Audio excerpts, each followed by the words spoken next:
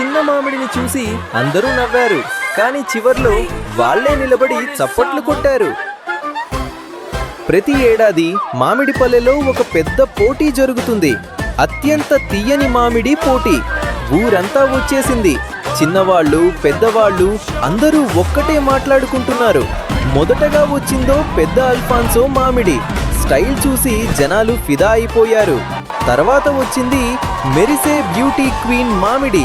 దాని షైన్ చూసి అందరూ షాక్ అయ్యారు. ఇంకో మామిడి అయితే జిమ్కే వెళ్ళి వచ్చినట్టుంది.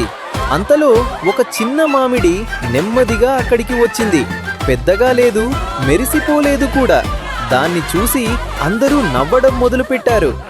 ఒకటి పెద్దదని గొప్ప చెప్పుకుంది. మరొకటి తన మెరుపే ప్రపంచమని అనుకుంది. ఇంకోది అయితే సెంటు వేసుకుని హీరోలా తిరిగింది.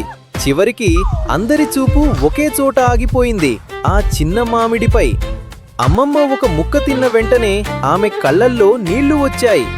అప్పుడు అందరికీ అర్థమైంది, తీపి బయట కాదు మనసులో ఉంటుందని.